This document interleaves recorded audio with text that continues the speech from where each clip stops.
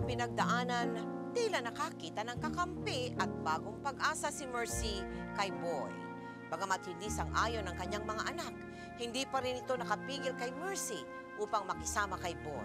At sa paglipas ng mga taon, agad na magbubunga ang kanilang pagsasama ng dalawang malulusog na mga anak.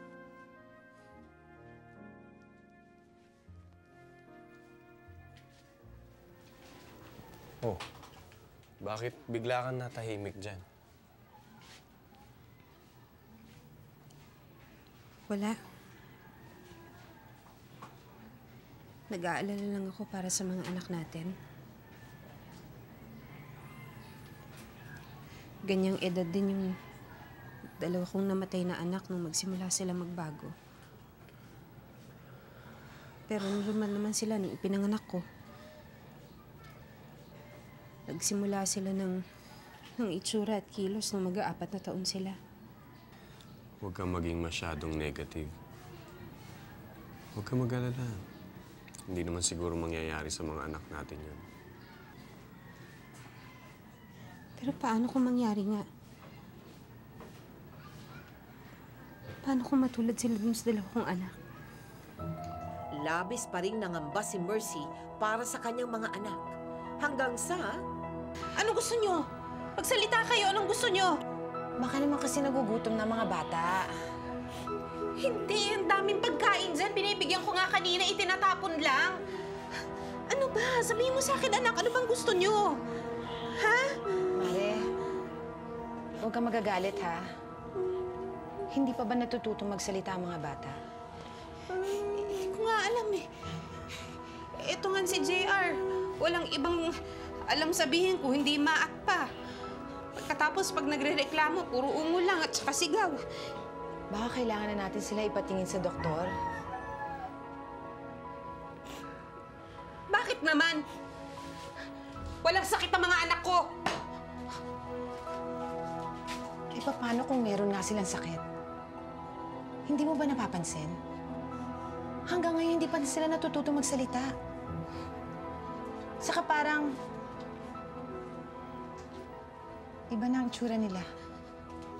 Hindi! Normal ang mga anak ko! Normal ang mga anak ko!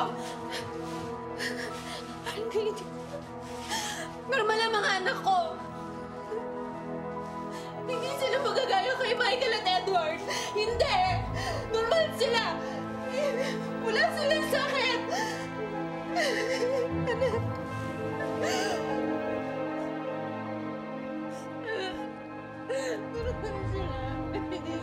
Hindi sila pwede magkasakit. Hindi.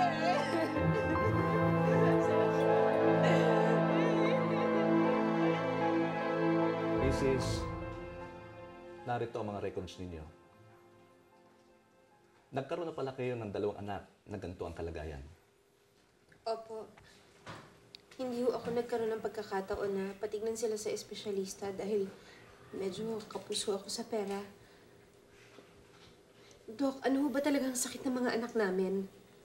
Hurler syndrome. Isa itong di pangkaraniwang sakit na may kinalaman sa gene structure. Dahil sa depektibong genes, nagkakaroon ito ng epekto sa kalusugan ng bata.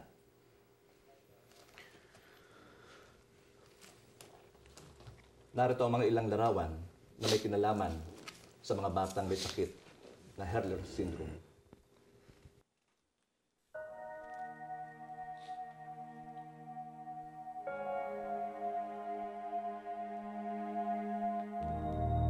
Mapapansin ninyong magkakahuwig ang kanilang physical feature. Ito ay dahil sa depektibong taglay nilang. Apektado ang kanilang mental at emotional development. Dok, ano ho ba ang mabuti naming gawin? May pag-asa pa ho ba yung tong mga anak namin? Ikinulungkot kong sabihin, pero progressive at parang may time bomb ang sakit na ito. Madaling maapektuhan ang kanilang body organs. At dahil dito, madali silang kapitan ng iba't ibang uri ng sakit. Lalo na ang sakit na may kinalaman sa ating baga. Mahalagang alagaan natin sila at mahalin. Dahil di pangkaraniwan, 2 taon lamang ang itatagal ng buhay ng batang ganitong kalagayan. Boy.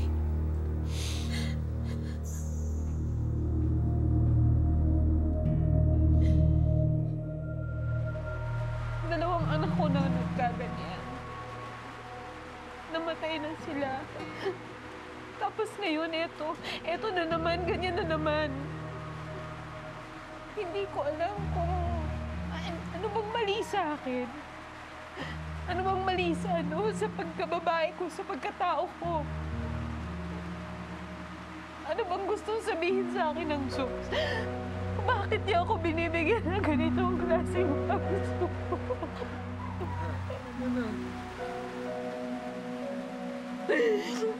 Umibilang na naman ako ng oras. Umibilang na naman ako ng araw, ng linggo, ng taon. Bawat sandali, parang akong pinapatay. Kasi alam ko, mawawala din sa akin ng mga anak ko. Hindi din magtatagal ang buhay nila.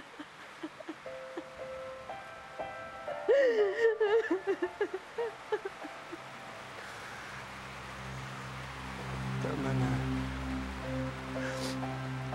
Huwag ka mag-alala. Nandito naman ako eh. Dalawa tayo. Pagtutulungan natin yan. Kaya natin yan. Basta at hindi kita pababayaan. Hindi kita iiwan, pangako yun.